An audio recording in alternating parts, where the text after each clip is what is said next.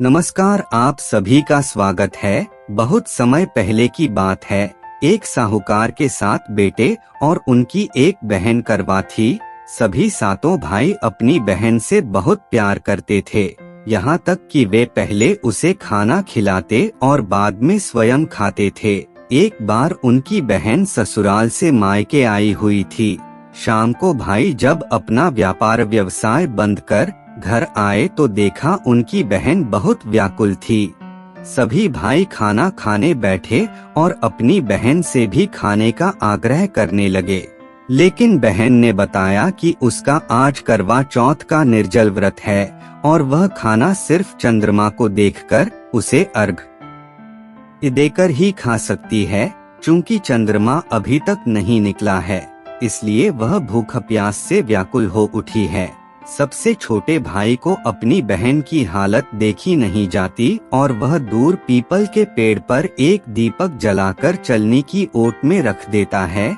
दूर से देखने पर वह ऐसा प्रतीत होता है कि जैसे चतुर्थी का चांद उदित हो रहा हो। इसके बाद भाई अपनी बहन को बताता है कि चांद निकल आया है, तुम उसे अर्घ्य देने के बाद भोजन कर सकती हो।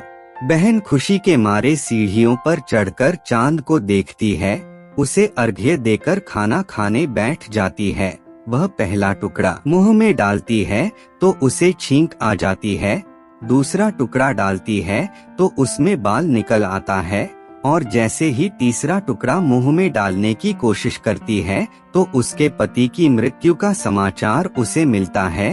वह बौखला जाती है। इसके बाद उसकी भाभी उसे सच्चाई से अवगत कराती है कि उसके साथ ऐसा क्यों हुआ।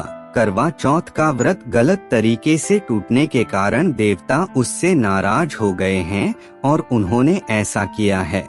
सच्चाई जानने के बाद करवा निश्चय करती है कि वह अपने पति का अंतिम संस्कार नहीं होने देगी और अपने सतीत्व से उन्हें पुनर्जीवन दिलाकर रहेगी। वह पूरे 1 साल तक अपने पति के शव के पास बैठी रहती है, उसकी देखभाल करती है। उसके ऊपर उगने वाली सुईनुमा घास को वह एकत्रित करती जाती है।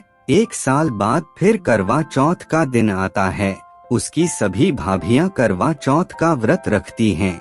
जब भाभियां उससे आशीर्वाद लेने आती हैं, तो वह प्रत्येक भाभी से यम सुई ले लो, ये सुई दे दो, मुझे भी अपनी जैसी सुहागिन बना दो, ऐसा आग्रह करती है। लेकिन हर बार भाभी उसे अगली भाभी से आग्रह करने का कह के चली जाती है। इस प्रकार जब छठे नंबर की भाभी आती है तो करवा उससे भी यही बात दोहराती है।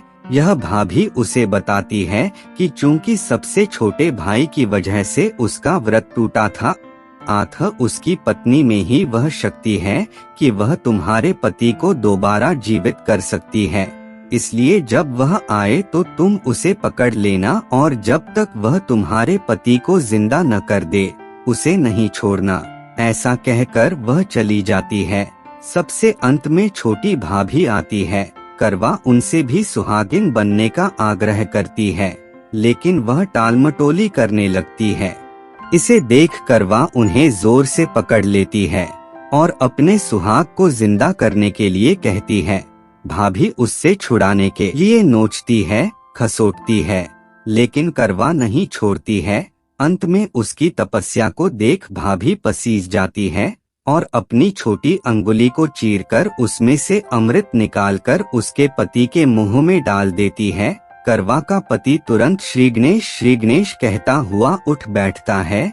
इस प्रकार प्रभु कृपा से उसकी छोटी भाभी के माध्यम से करवा को अपना सुहाग वापस मिल जाता है। मेरे प्यारे मित्रों, जानकारी अच्छी लगी है तो वीडियो को लाइक करें और चैनल को सब्सक्राइब जरूर करें। धन्यवाद।